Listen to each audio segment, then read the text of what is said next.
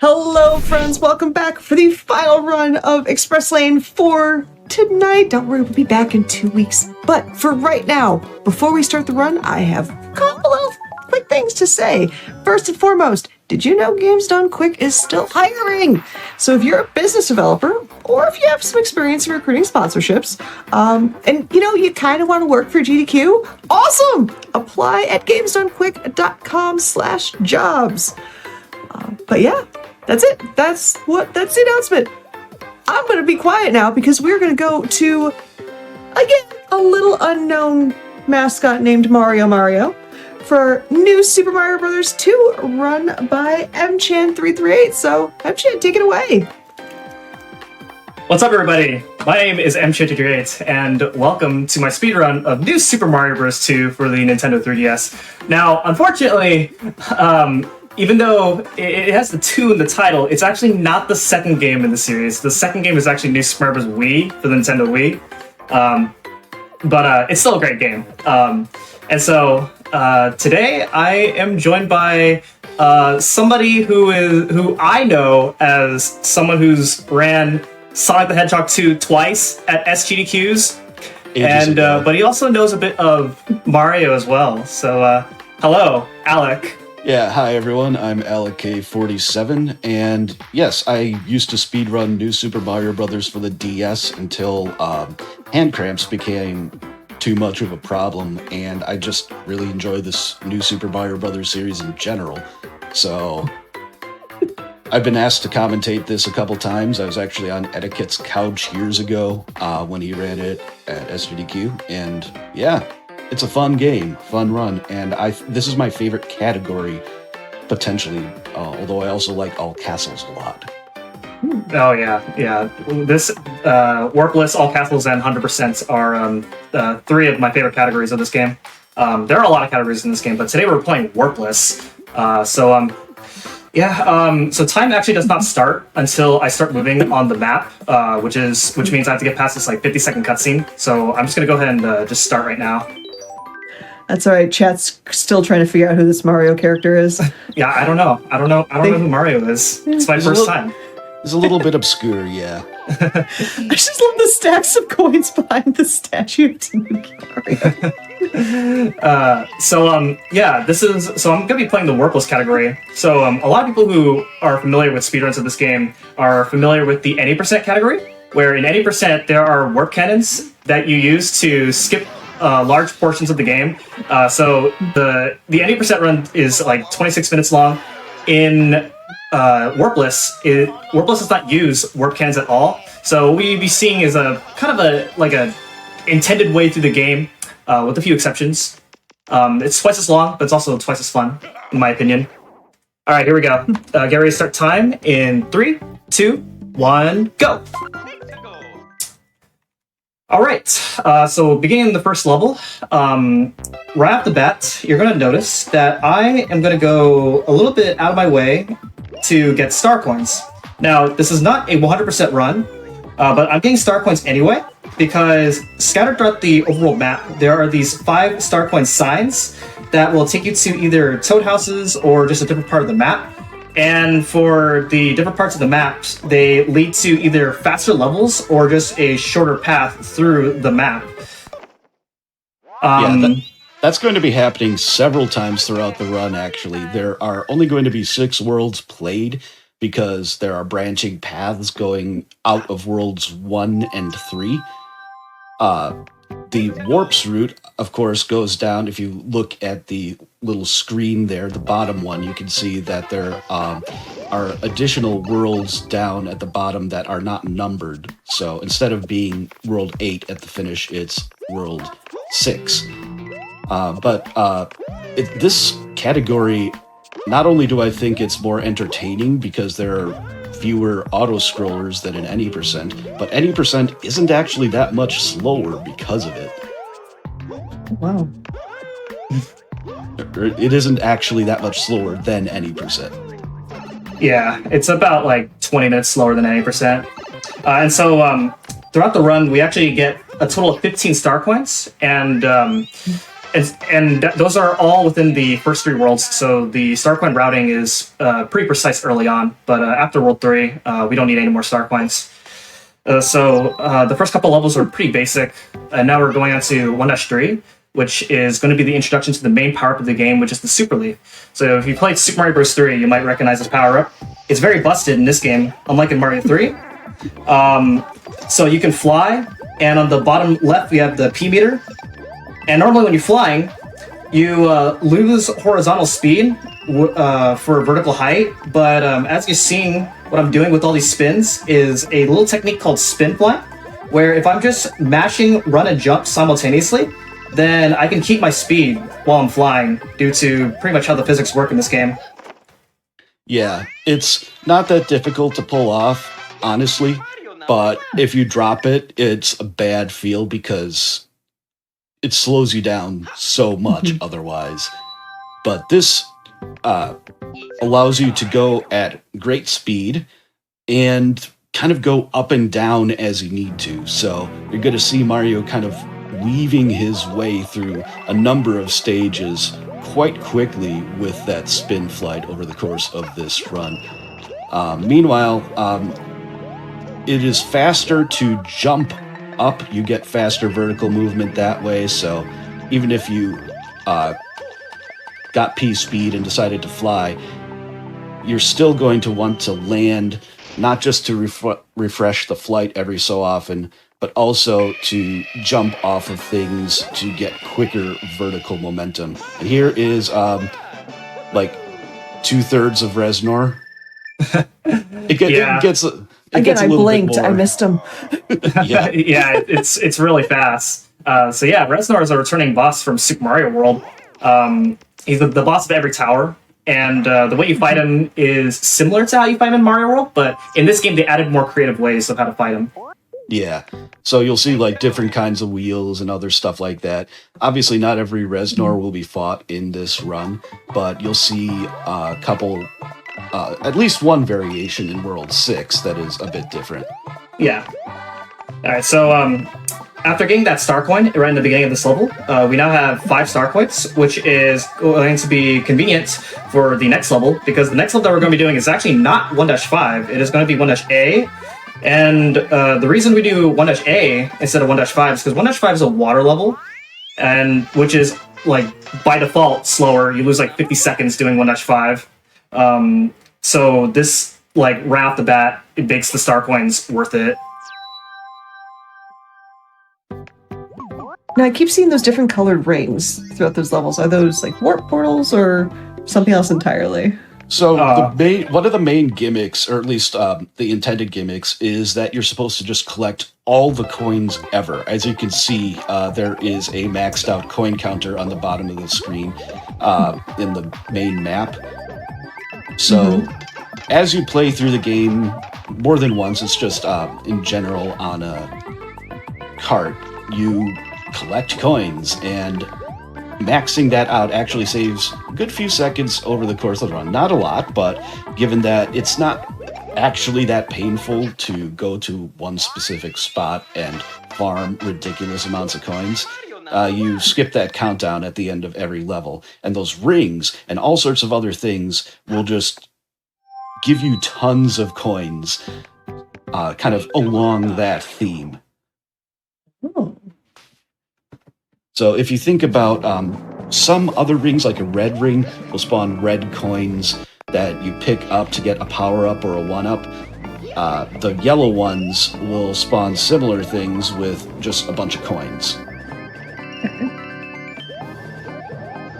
That's so cool. Yeah, so this is our first castle. And I flew up to get that second star coin. Very precise setup with to get P speed in order to get that. There are a few points where setting up P speed is like you have like just enough space, so you have to like line up your movement just well enough. So this is one of the key things in optimizing your movement throughout the game is how to maintain P speed throughout a lot of these levels. So the boss of every castle is a Koopaling, and this is Roy Koopa. And much like in a lot of Mario games, if you fight bosses the same way, then you get very consistent results. And so I know exactly when Roy's going to come out, and so I just hang around the spot that he comes out of the shell and hit him right away. And you do that 3 times, and then the key will spawn, and it's faster to fly up to the key rather than just wait for it to descend downwards. So that was the first world completed, and now we're moving on to the second world, which the second world is where the game starts to pick up in difficulty. You know, World 1 is like the basic introductory world to get you familiar with the game, but now they really start to kind of challenge you in World 2. We're going to be seeing a little bit tougher tricks. I'm here for it. Yeah, this level, this world absolutely has some pretty cool levels, and you can see that little golden brick that's following Mario around right now. That's going to be used 1 or 2 points in the run, not in this level though.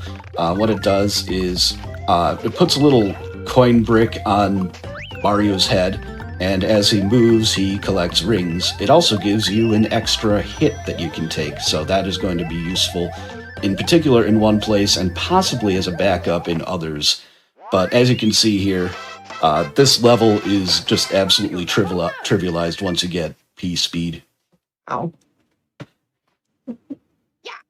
Yeah, so the second level has a vertical section that you're supposed to use moving platforms to ascend upwards. But of course, just like with a lot of things, if you set up P-speed so you can fly, you can skip the vertical section and get to where you're supposed to go much quicker. So I need 2 more star coins. I just got 1 of them, and now I'm about to get my second one in order to get to 5. As the next level is going to be 2-A instead of 2-3. This one saves like 12 seconds over 2-3. But because of the time I spend getting a couple extra star coins, as well as spending the star coins, you end up saving a net worth of 6 seconds. With the trade-off of having a much more difficult level than 2-3.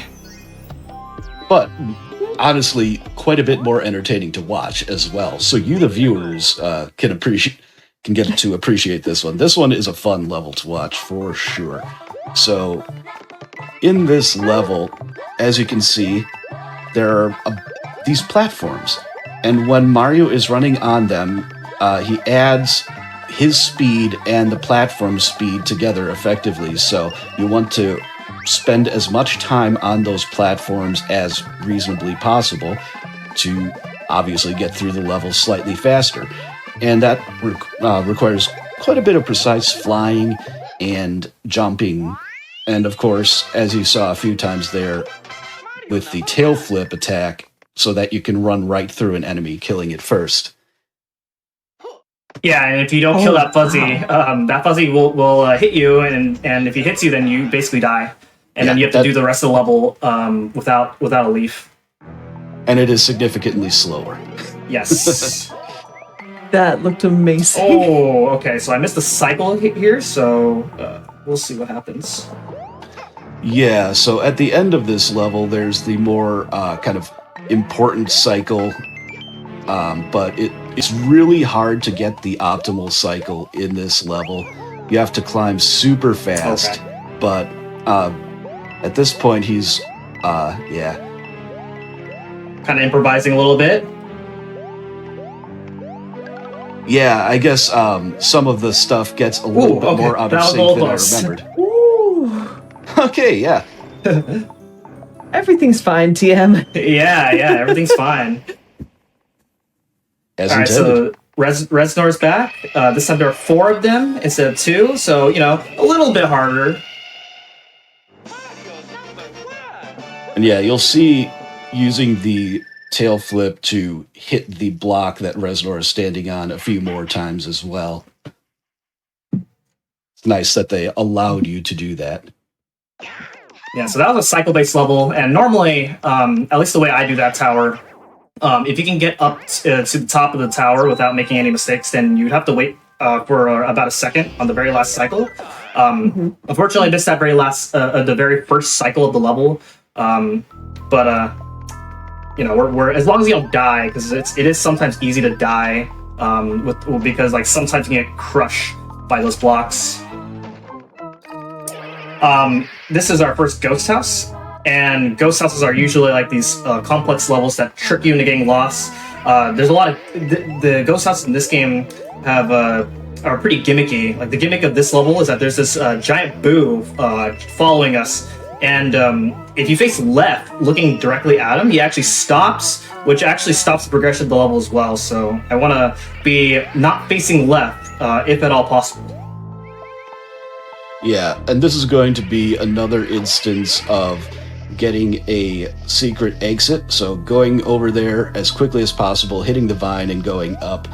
This is going to take the alternate path towards the castle here, and it is significantly quicker, I believe, than going the other path. I don't remember by how much, but it's more than that 6 overall seconds. Yeah, you do one less level than the intended path, basically, by getting the secret exit.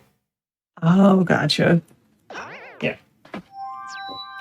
A question I have about the flags. I know in some Mario games, where you land on the flag kind of either messes things up or makes things shorter or longer. Is there any like specific spot you're looking for to hit on the flag, or does it really matter where you grab it? So you might notice I'm actually hitting the 2,000 point mark of most flagpoles. I don't do it for every single flagpole because sometimes it's not possible. But basically, Mario and the flagpole, they move at different speeds, and you want them both to stop at the same time. And the 2,000 point mark just happens to be that point. And it saves about a few frames each time. Oh. Mario number 1. Mm-hmm. Oh yeah, it does. It's not so much, cool. But it's there. And then the other thing is that you can get Mario to face the other way a little bit quicker once you hit the flagpole. But it doesn't save time in this game, but in some other NSMB games it does. Yeah, so like in NSMB 1, you want to actually be facing away from the flagpole when you hit it, because it saves, I think, like a third of a second or something like that. It's actually noticeable. And then in other ones, you can, like New Super Mario Brothers Wii, you can grab the flagpole and then flip around. All right, so we just kind of talked over what we just did there. So that was our first major skip of the level. So normally there's a giant button that you ride across lava. But as you see with the precise flying movement, you can just skip that entirely. We don't like auto-scrollers. There are enough of them in this run already. Yeah, so here's Lemmy and Iggy. Okay, yeah. I get them mixed up. Like, I've gotten better about not mixing up Morton and Roy, at least, but they have similar color themes. Iggy comes out in random spots, but you have just enough time to get to where he's about to come out from, to where the randomness does not matter at all. Oh. That was cool. So 2 worlds down, so we're about a third of the run through, and now we're moving on to World 3, which is a combination of a beach and forest world combined. The first level is going to be our first introduction to the star power. So stars make you invincible, as well as speed up your movement speed. And you can also chain stars, tradition to a lot of other 2D Mario games, where if you hit certain blocks while being invincible, then it'll also contain a star while you have a star. And star movement is, of course, faster than P speed, so of course we're using that here. Gotta go fast. Yeah, and it'll always speed you up when you're moving, unlike in New Super Mario Bros., where it only speeds you up when you're running on ground. Yeah, it's nice like that, because otherwise there would be quite a bit of tech to be on the ground as much as possible in that level. Yeah. And without the star, that going through this level is pretty awkward with all those flying cheeps. All right, so this will be the last opportunity where we're using star coins, and so from here on out, any star coin I get for the rest of the run are star coins that are just in my path. So the purpose of spending star coins here is to do one less level. As you see on the top, there's you would have to do 2 levels. This one's a water level, and normally we try to avoid water levels, but doing one less level is better. So we choose this path.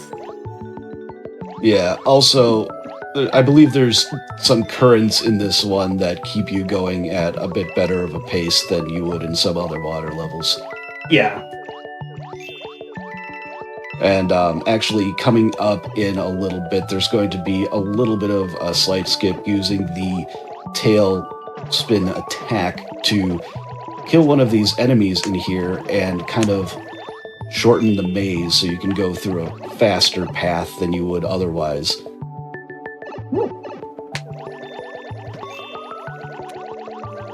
So, Asuka, would you like to talk about stuff? There's not a whole lot to say about this level as well as the next level coming up. All right. Well, I can mention that, let's see here. Mention about upcoming Awesome Games Done Quick 2024. Mention about GDQX. One thing I haven't mentioned about is actually this past weekend we did a one-off special that benefited the Crisis text line.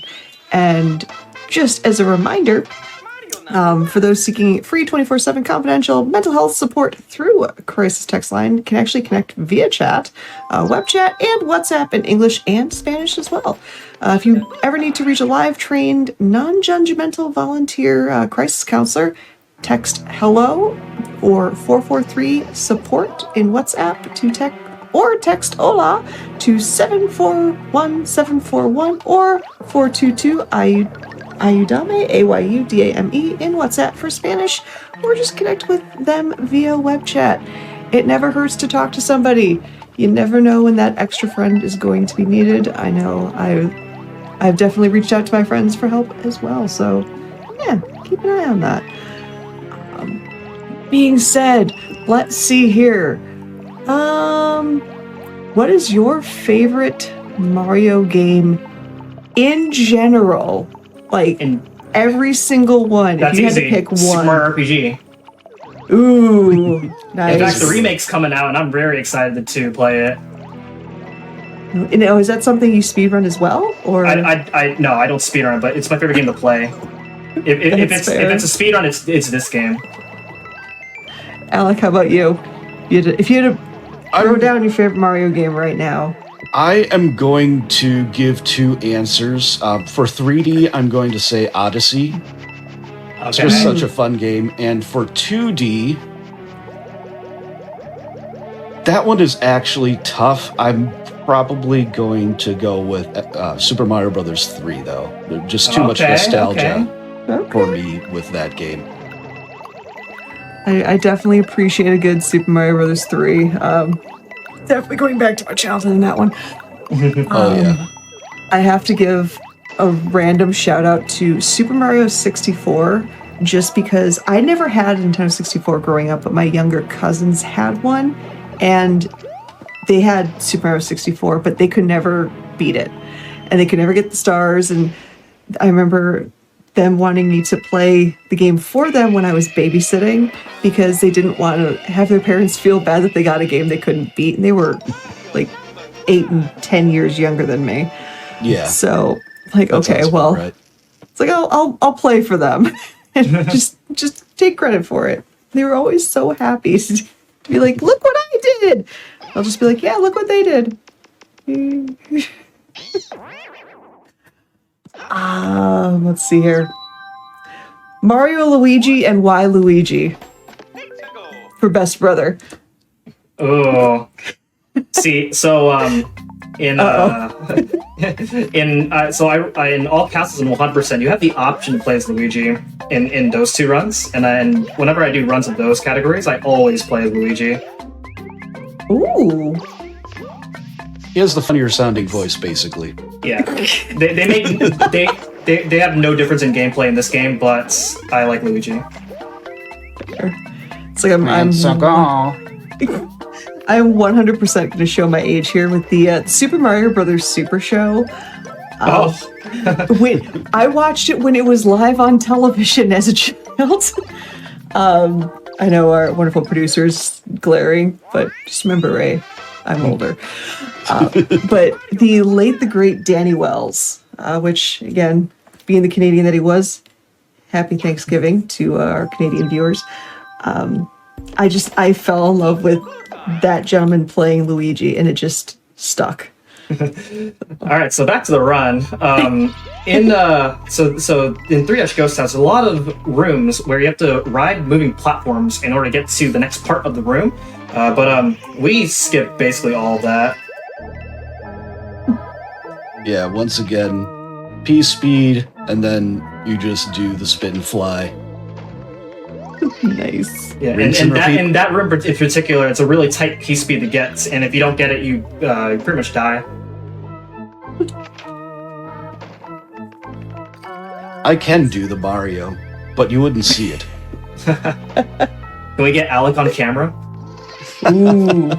I actually don't even have a working webcam right now, or at least it kind of sort of works, but it might work for anywhere from about Somebody donate him a camera right now. like 2 to 3 seconds to like 5 minutes before it dies, and I don't know how long it could be anywhere in that range, but yeah. So I need to get a new one. Alex somehow anticipated somebody asking him to do the Mario. He's like, let me tell you about this camera. I don't have the time. It doesn't work. So we got the secret exit in 3 Ghost House, which skips doing the next level, which is the water level. So obviously we don't want to do that. Oh, nice. So yeah. So going into 3 Castle, there's a lot of these razors, and we want to obviously dodge them. Yeah, so there's I like this part as well. That a little bit at the end of that section where you have to just do these measured flights so that you land. And okay, so yeah, so that was a rather precise strat that he was going for right there. Unfortunately, didn't get it. But if you got get the backup though, yeah, if you get the quick P speed, then you can get through that one cycle you had to slow down for a little bit without having to slow down. You can do that whole section, and it looks great when you get it all in one go. And it saved 1 second, but it looks cool. Yeah. I mean, the backup, that's apparently the backup looked cool. So. Yeah, the backup is cool as well. Alright, so this is Wendy. You cannot hit Wendy in the water unless you have a fire flower, but it is not worth getting a fire flower just to save time in this fight.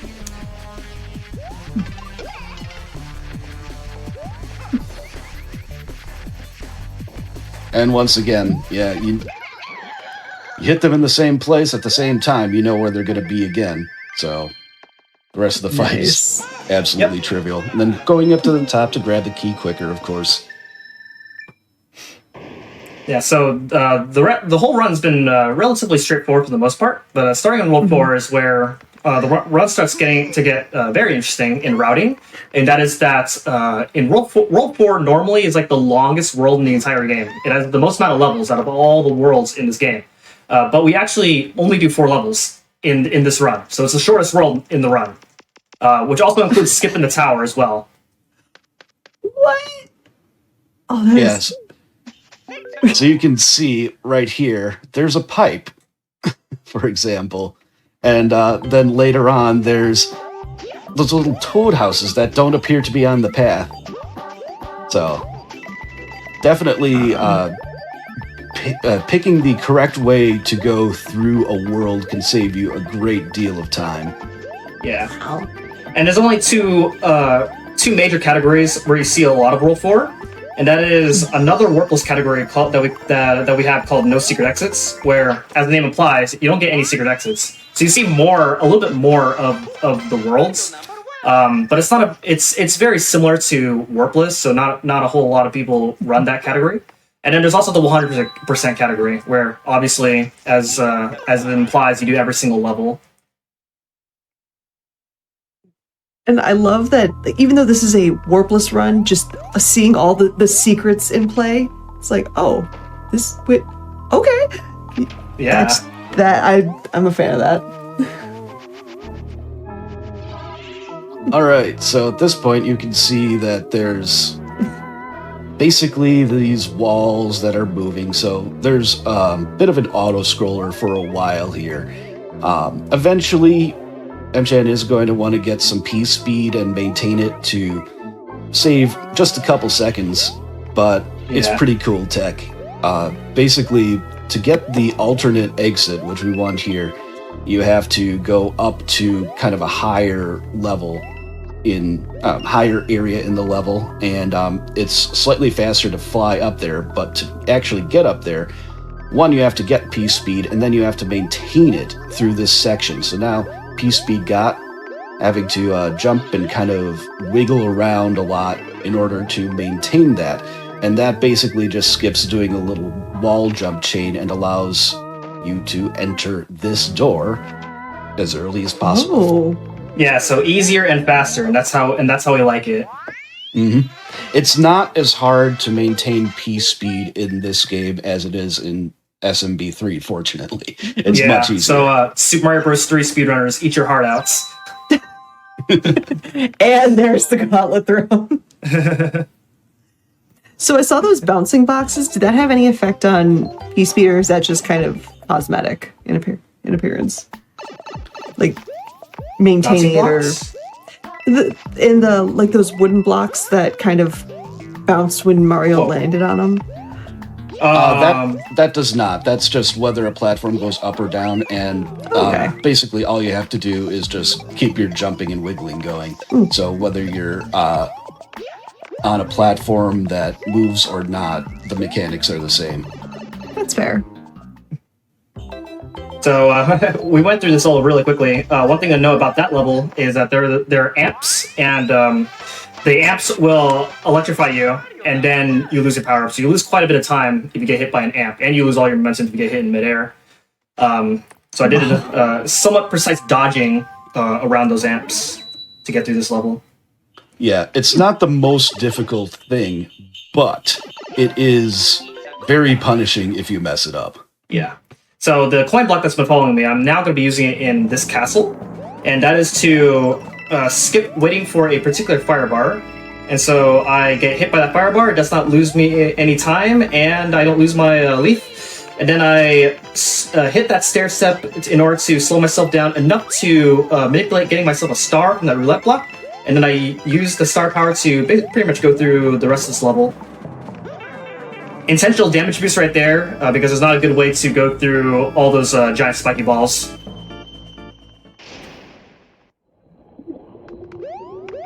Question's been asked. Which Koopaling is your favorite? Probably Roy. He has nice sunglasses. I think I'd have to go with Ludwig, because he always has these really weird stages and boss fight mechanics. Yeah, so this is a really difficult boss right here. You just hit him, he goes away, and then he comes back to the top, and then that's the fight. It's something you would never expect, clearly. Yeah.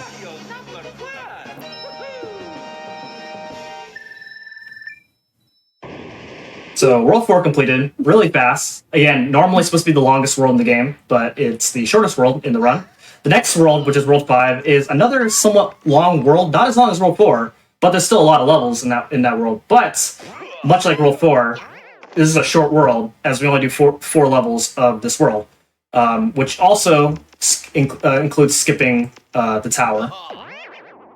Oh, wow. Yeah, so there are quite a few challenging and fun levels, but there are also a couple auto-scrollers. But obviously, if you don't have to do that many levels, then that's going to save you a lot of time. The unfortunate thing is that it does add an auto-scroller to the run, but, I mean,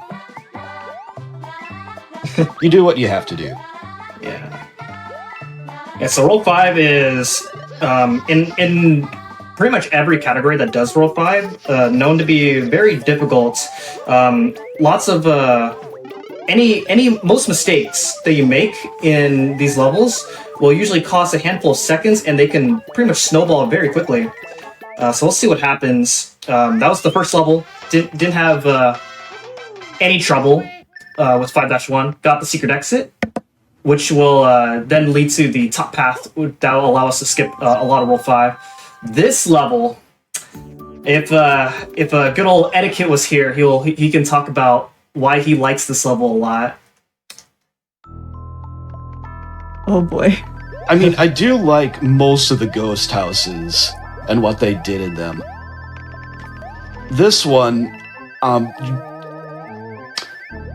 It has a couple sections that I would have to say are particularly obnoxious. But Yeah, if you mess up in this level, it goes really wrong.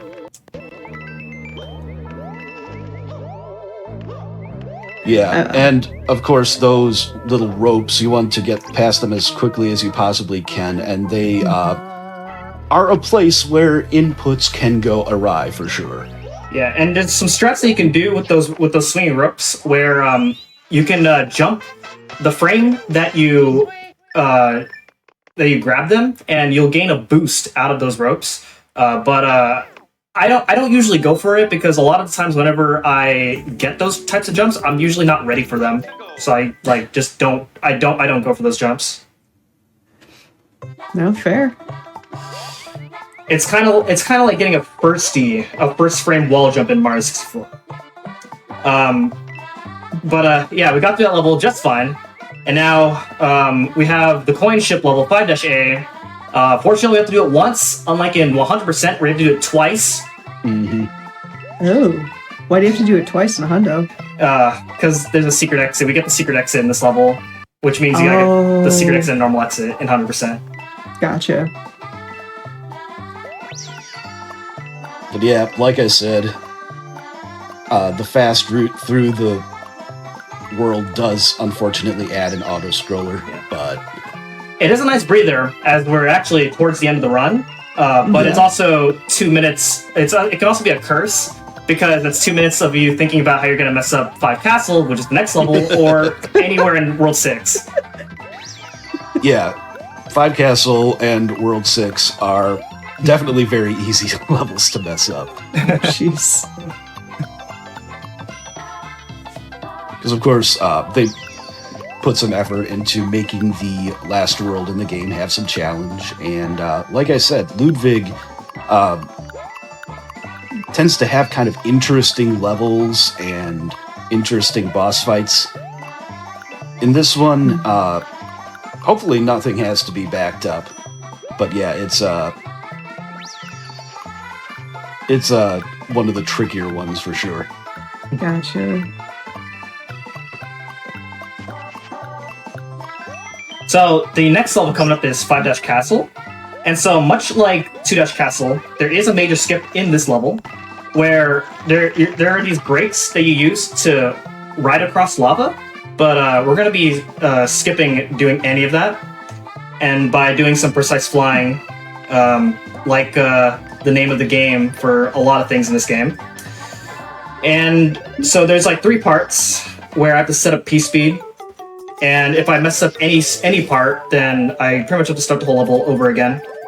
And yeah, I guess we'll see what happens in this level. This way. Yeah, that alternate exit there, by the way, is one where it's like I got to I knew there was an alternate exit, and I got to the end, and I ground pounded it the first time through casually, and I was just like, oh no. It was at this moment. It's like, you're going the wrong way. Mm-hmm. I think that's how you're intended to find it, too. I could see that. Yeah, 'cause I was like, why are you jumping off? And Mm-hmm. Well, Yeah. that's cheeky.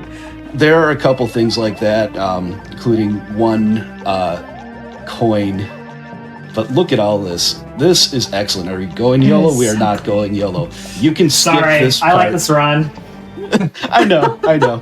Yeah, so that would have been YOLO 5 Castle. It is actually trickier than it looks to get that flight properly and get up there past that. I don't even know what the bony piranha plants are called. Nice. It's called bony front. What I just did there is I did a ground pound, and then got hit, and during the hit animation buffered an up input, so that way I can stay in the air as long as I could in order to hit Ludwig before he flies up to the top of the screen, and that skips his entire attack phase, where normally he'll come from a random chain up on the top, and you have to use one of those pipe cannons in order to hit Ludwig down. X-Book. Excellent. That is so- a terrifyingly clean cancel. And so the YOLO that we were alluding to, you can actually fly through the giant bony piranha that I chickened out of doing. It saves 3 seconds if you can get it, but obviously you can get hit by the bony piranha plant as you're flying through it, which means you die. Yeah. It just no ifs, ands, or buts. You die. That looked absolutely amazing. Like that. How long did it take you to really like get that level down? Because wow. Not long, to be honest. This game in general, this is actually a very approachable speedrun. I feel like if there's any Mario game that anybody would like to get into, like as their first Mario speedrun, I'd say this is a really good one because there's not a lot of hard tricks in general. Obviously, you got to practice some of the tricks that you have to learn, but once you get them down, it's a fairly simple run, and plus, like obviously, I'm making everything look really easy. But if you lose your leaf, there's usually always a backup leaf somewhere. Oh, cool. I'd have to agree. It is an approachable speedrun for sure. More approachable than New Super Mario Brothers or Mario 1 or 3. Like even the Warps version of Mario 3, like you have all those auto-scrollers. This one has a nice variety of gameplay, so if you like the newer 2D Mario games, this is about as good of one as you can pick. If you do want to play it on the original console, it is really hard to get. It is rather expensive to get capture for 3DS, but there are other options. I believe it's on at least one VC, and there is, of course, always the option of emulation. So 3DS emulation is not all that bad, actually. So in that wall jump section right there, if you time your wall jumps really well, then you actually skip 2 wall jumps, which saves about a second. Didn't just barely missed it, but that's okay. Would've looked cool. Oh. So that secret exit in that ghost house allows me to skip the normal path throughout World 6, as the normal path has like two levels that feature 2 very hard auto-scroller skips. Nice. So what we get instead is a simple level. So the in this level, there's rising lava, but we go so fast in this level that you don't really see the lava rising. Yeah, it does kind of have a mechanic where it keeps up with you if you go particularly fast, but that doesn't really matter because, as you can see, like we're already going fast, and now we have a star, and yeah. Oh, well done. I will say, I like how you mentioned that this is a very approachable Mario run, because, I mean, when people look at speedruns and they hear Mario, it's almost kind of intimidating because you see so many just amazing Mario runs, and it might be hard for some people to go, where do I start? So Yeah. I like the approachability of this while still looking absolutely amazing. This is a really cool level when it's done right. Okay. That's okay. Okay, yeah, so as you can see, there are all these flamethrowers, and then you can hit them to turn them off. We're going to be doing a bit of flight here with a few intentional flight refreshes, as well as hitting that one from below. I always like that. You just hit it from below, jump on it, and then get the flight refresh and a little bit of extra speed. Oh, that looks so cool. Mm-hmm. Yeah, so there's a lot of these. Normally, it's a long moving platform section that you're supposed to ride on in order to get to the top of the level. But obviously, we can just fly up to the top. So that was the last restaurant fight. Supposed to be the hardest one. I don't know about you, but yeah, I don't think it is. Yeah, I don't think it is. I actually think I believe it's in one of the worlds that we did not play, or maybe it was World 5. I forget which, but it's not seen in this run. Yeah. This level, sometimes you have issues with slopes that are changing while you're on them and getting jumps, but this game fortunately does a pretty good job of not dropping your inputs when that happens. So here, just getting a little bit of an auto-scroller skip, nice and easy to the end. Very nice. Yeah, and then the next level, there are Bowser statues that shoot fire, and they are cycle base. And there are 2 parts towards the end of the level where I'm going to be setting up triple jumps in order to get past a bunch of fireballs. And triple jumps give you enough height to just clear them. So without triple jumps, you will not be able to clear those parts. So here's one triple jump right here. There it is. And then the second one is coming up shortly after. Just like that. So the way I'm setting up these triple jumps is, you might notice I'm chaining double jumps a little bit, and that's because when you flutter, it actually stores a first jump, so it makes setting up triple jumps really easy. Oh. Yeah, and I really like the design of that level because there are those couple places where it just rewards skill. Yeah. And if you mess up, then you're on pace to get a 66, which is fireworks, which we didn't talk about. If you get fireworks, the way you get fireworks in this game is by having the last 2 digits matching the world that you're in. So in this case, I'm in world 6, so I would have need to get 66. So I will mention right now, before we get to it, that there will be a point in this level where I'm going to give a brief photosensitivity warning. It won't be too long, I'll let you know when that happens. Just taking a couple damage boosts here, going down, and I always like that cheeky little jump off the fire bar, or off the flamethrower there.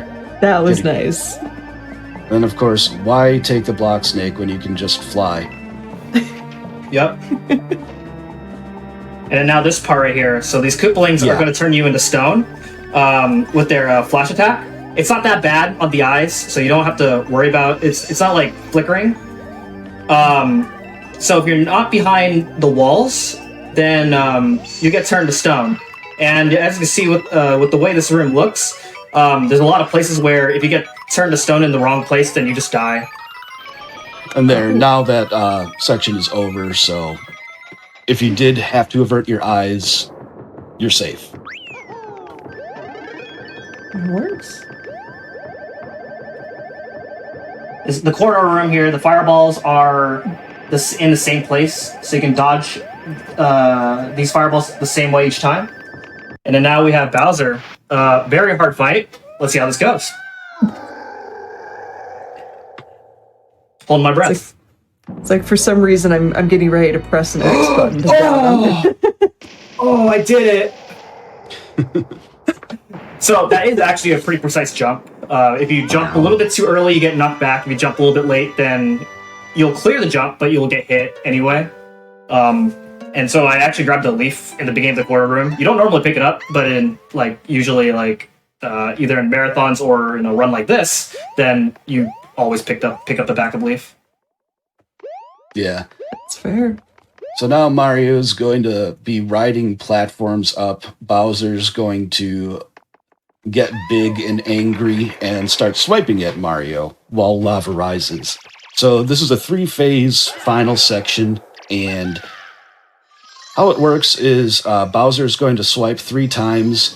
He will basically swipe straight down at a place that you're at, and once he does that 3 times, you can get up to the next level by flying. So obviously there's going to be a lot of P-speed maintenance in here, getting P-speed here at the start, then Bowser. Yeah, now's the tight P-speed, by the way. If you don't get it, then you either don't get the P-speed, or if you jump a little bit too late, then you hit the lava.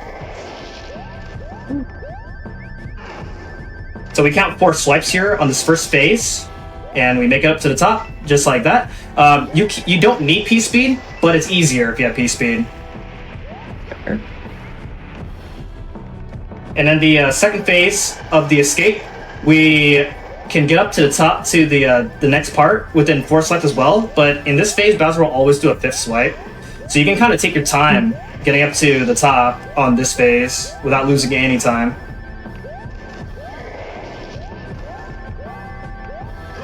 And I do these jumps in order to refill my P speed each time. Oh, gotcha. So there's that extra swipe right there. Yeah, that's unavoidable. And then now we're coming to the third base. Now there's a giant button up on the top, and that's when time ends as soon as I hit it. Yeah, and you can get up there within 3 swipes.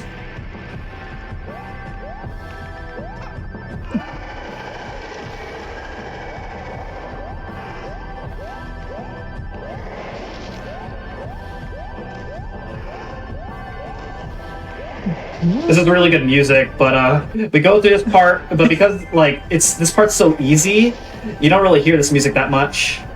Fine. GG. GG's. 4703. All right. That was a good run. I was Yeah, like, where is this that button? is. Oh. Up there. Yeah, Well done. one of a couple places where you do a little bit of off-screen stuff. In addition, the pipe at the end of the long auto-scroller underwater tower that was earlier. You can go into that a little bit early while it's off-screen. Yeah. Oh, nicely done. Yeah, that was a really good run. Probably the biggest mistake I can think of was missing the first cycle in 2 Tower. Aside from that, I felt like that was a really good run. My PB is 46-46. So I played somewhat on par with my skill level in this game. So yeah, thank you to Asuka for inviting me onto the show. It's a lot of fun being a part of this. I had an absolute fun watching this, and watching chat, they would agree. And where can they find you, first and foremost, and what do you run currently? Yeah, so I'm live. I'm live on twitch.tv/mshanty38. I speedrun this game as well as other New Super Mario Bros. Games. I actually speedrun all the New Super Mario Bros. Games with my main games being this game and New Super Luigi U. And then I also speedrun 2D Zelda games as well. So if you're into Zelda, then I stream Mario and Zelda games very often on my channel. Nice. And Alec, how about you? Where can they find you? What do you run? Twitch.tv/Alec47. I run Sonic games, Mass Effect. I'm going to be diving back into Star Wars Knights of the Old Republic relatively soon as well. And if I can find where my stupid DS got to, I will also be playing some of the fantastically wonderful 2006 Game Boy Advance port of Sonic the Hedgehog 1. It is very much a thing. But yeah, that's what you can expect from me in the near future. This month, probably mostly going to be Sonic Mania and a bit of Sonic 2. And like I said, if I find my DS, my Game Boy Advance speedrun might happen. But then N7 month is next month, and then after that, like I said, I'm hoping to get back into Star Wars Knights of the Old Republic. So that's what you can expect from me. Very nice, and my renegade flag out in my front room is flying proudly right now. Nice. But yeah, thank you so much for the two of you and everyone else that was on this show. It's been so much fun. Give GG's one more time to MChan338. But that's it. That is the show for the day. Tomorrow starting at 7 p.m. Eastern, we have Game Masters running some Forspoken. And then after that, we have How to Train a Speedrunner with Neopets the Darkest Fairy. So you're not going to want to miss either of those runs. But that happens tomorrow. Sit tight though, the speedrunning is not done for the day, but we might be heading off for a little bit. Get a good hydration break in. So GG's, and we will see you. Well, I'll see you in 2 weeks. Take care, everyone. Yeah, thank you everybody. Have a good night.